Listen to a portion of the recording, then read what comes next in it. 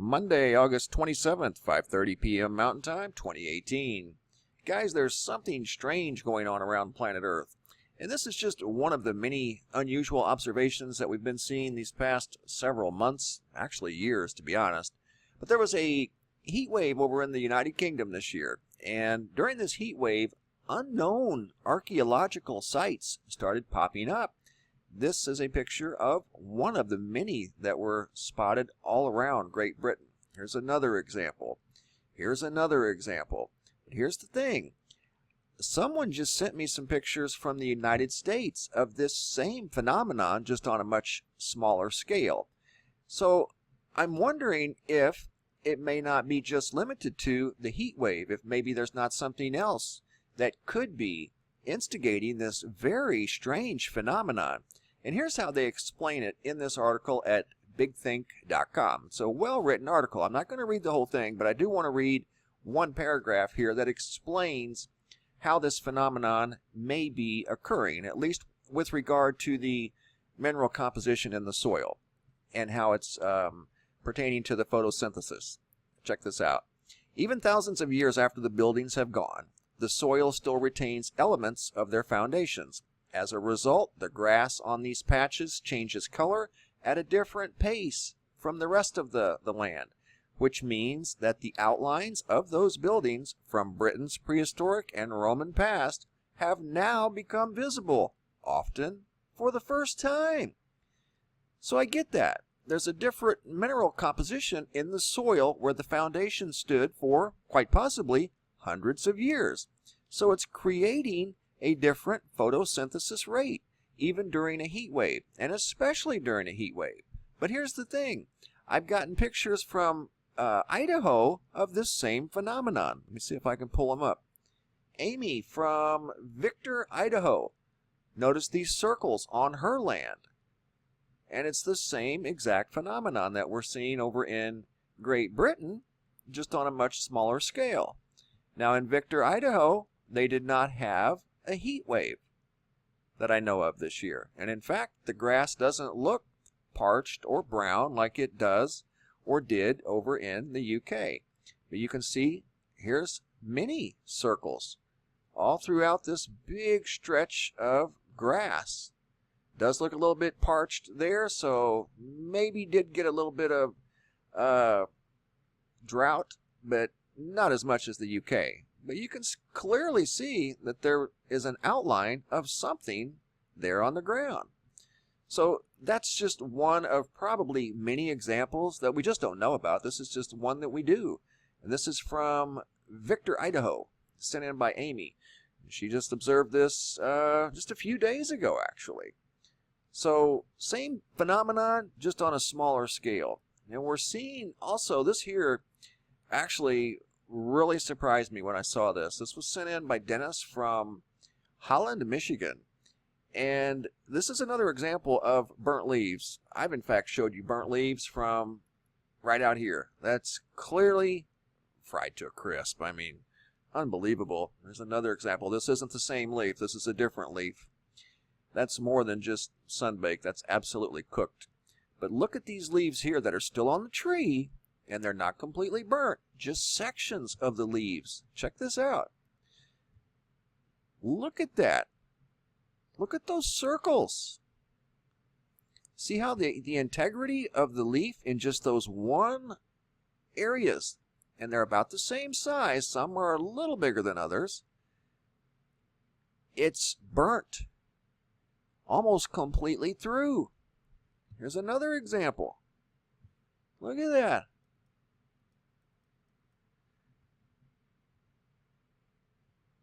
And he told me all of the leaves on the south-facing side of the tree look like this.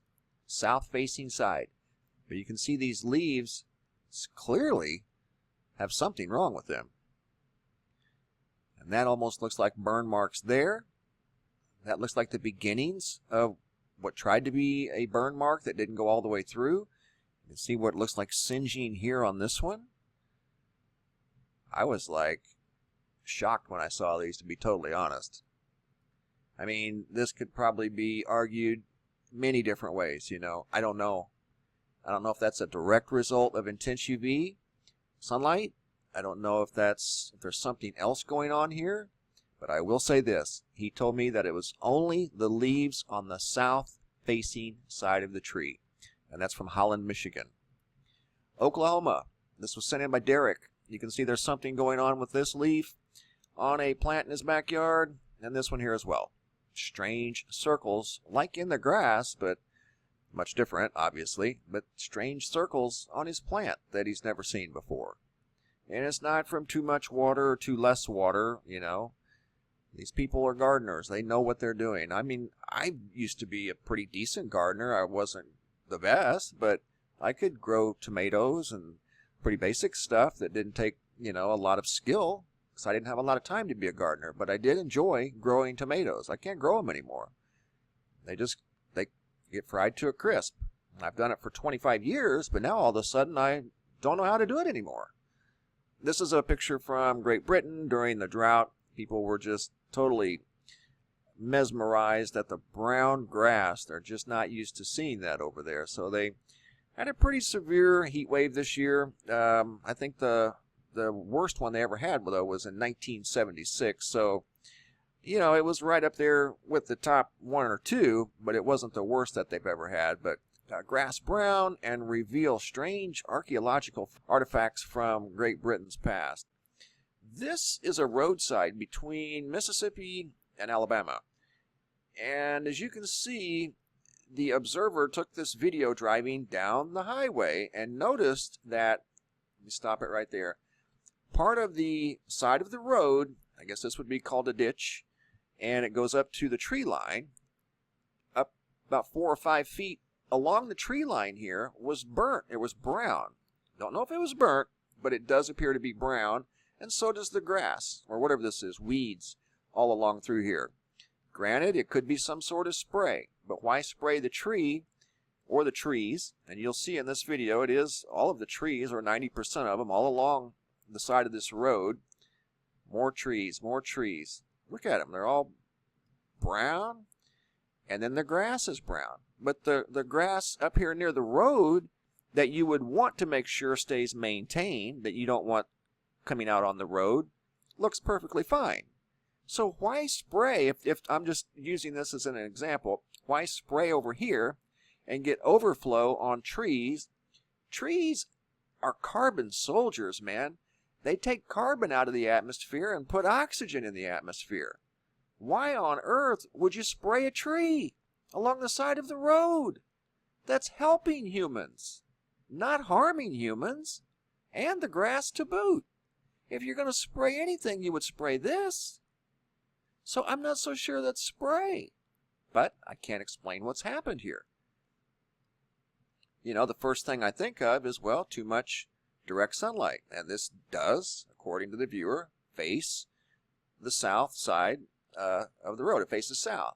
But she also said that the other side of the road looked like this as well in certain areas. But, you know, she travels this road. This isn't the first time she's been on this road, but it's the first time she's ever seen the side of the road look like this. And you got to admit, it doesn't look right. So I don't know that spraying is what has occurred here. Maybe it is.